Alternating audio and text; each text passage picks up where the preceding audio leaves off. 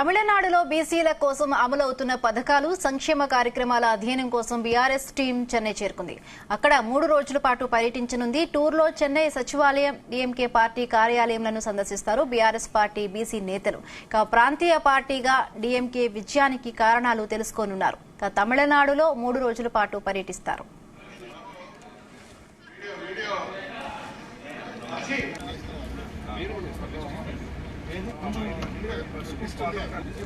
Right, ఇదే అంశానికి సంబంధించి మరిన్ని పూర్తి అప్డేట్స్ మా బ్యూరో చీఫ్ నరేందర్ అందిస్తారు. నరేందర్.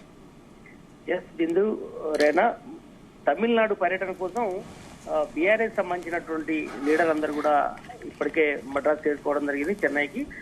మనం చూస్తున్నాం దాదాపుగా 25 మందికి పైగా అక్కడికి చేరుకున్నారు. వాళ్ళు డిఎంకే పార్టీ కార్యాలయంతో పాటు అక్కడ ఉన్నటువంటి ప్రముఖ వ్యక్తులను కూడా కలిసే అవకాశం ఉంది. ఇప్పటికే బీసీలకు సంబంధించినటువంటి శాఖ మంత్రితో పాటు అదేవిధంగా బీసీ కమిషన్ చైర్మన్ ని కూడా అక్కడ కలిసేయడానికి ఇప్పటికే అపాయింట్మెంట్ తీసుకుంటున్నారు.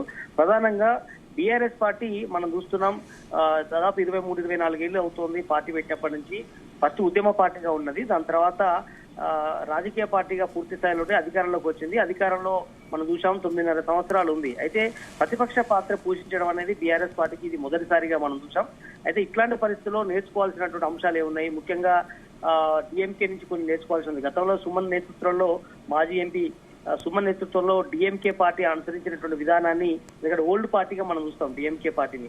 అయితే దాని నుంచి నేర్చుకోవాల్సిన అంశం మీద కూడా గతంలో ఒకసారి టూర్ కు వెళ్ళొచ్చారు. ఈసారి మాత్రం టూర్ ఎస్పెషల్లీ బీసీ లీడర్లతోనే బీఆర్ఎస్ పార్టీ టూర్ కు వెళ్ళింది. ఇక్కడ ప్రధానంగా తమిళనాడు అనుసరిస్తున్నటువంటి విధానాల మీద ఈ అధ్యయనం చేయనుంది. ప్రధానంగా ఇక్కడ స్థానిక సంస్థలకు సంబంధించినటువంటి అంశంతో పాటు విద్యా ఉద్యోగ అవకాశాల్లో దాదాపు 69% పైగా దేశంలో ఎక్కడ కూడా 69% ఇవ్వట్లేదు రాష్ట్రాలు స్థానిక సంస్థలకు సంబంధించినటువంటి దానికి కాబట్టి ఇది సపరేట్ గా విద్యా ఉద్యోగ అవకాశాల్లో అక్కడ ఉన్నటువంటి నిరుద్యోగులు కావచ్చు, చదువుకున్న వాళ్ళకి కావచ్చు, వీళ్ళందరికీ కూడా ఖచ్చితంగా 69% ఇవ్వాలి అన్నటువంటి నిర్ణయానికి అక్కడ ప్రభుత్వం నిర్ణయించింది. ఇది ఖచ్చితంగా ఎలా సాధ్యమైందని అధ్యయనం చేసే అవకాశం ఉంది.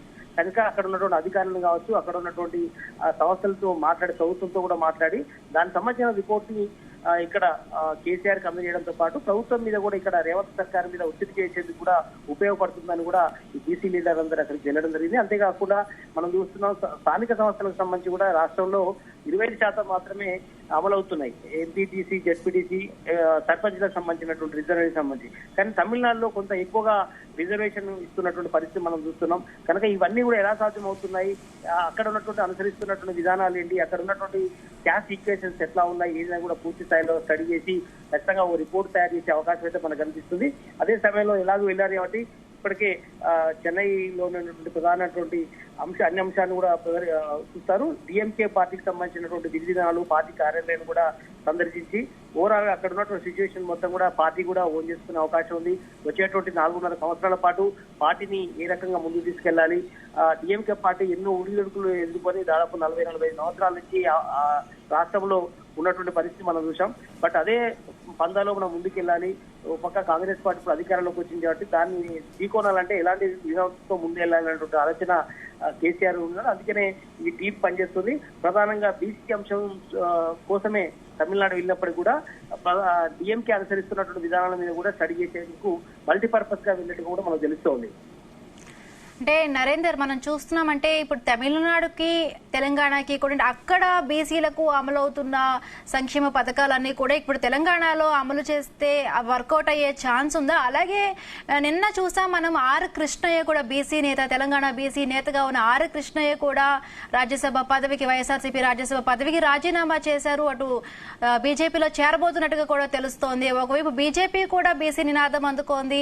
ఇటు చూసాం మన పీసీసీ అధ్యక్షుడిగా కూడా బీసీ నేతగా ఇక్కడ తెలంగాణలో ఉన్నారు. సో బీఆర్ఎస్ కూడా ఆ విధంగా కూడా ఫోకస్ చేసే విధంగా కూడా ఈ టూర్ ప్లాన్ చేస్తుంది అనుకోవచ్చా? ఎగ్జాక్ట్లీ బిందు. ఎందుకంటే ప్రస్తుతం సిచ్యువేషన్ మొత్తం దేశవ్యాప్తంగా బీసీ నినాదం, బీసీ కులగణన లాంటి అంశాల చుట్టే మొత్తం తిరుగుతుంది. రాష్ట్రంలో ఈ మధ్య కాలంలో కూడా మనం చూసాం కాంగ్రెస్ పార్టీ కూడా రాహుల్ గాంధీ గతంలో మనం చూసాం క్లియర్ కట్ గా కామారెడ్డి డిక్లరేషన్ లో చాలా క్లియర్ గా చెప్పడం జరిగింది. ఖచ్చితంగా 40%, 42% దాకా కూడా ఖచ్చితంగా స్థానిక సంస్థల్లో అవకాశాలు కల్పిస్తామన్నటువంటి ప్లాన్ చేయడం జరిగింది. ఇవన్నీ అమలు కావాలంటే కాదు ఖచ్చితంగా పూర్తి స్థాయిలో సపోర్ట్ ఉండాలని కూడా భావించారు. అదేవిధంగా మీరు చెప్పినట్టుగా ఆర్ కృష్ణతో పాటు తీర్మాన్ మల్లన్న కావచ్చు, మరికొంతమంది జావేద్ శ్రీనివాస్ గౌడ్ కావచ్చు, ఇట్లా చాలా మంది కూడా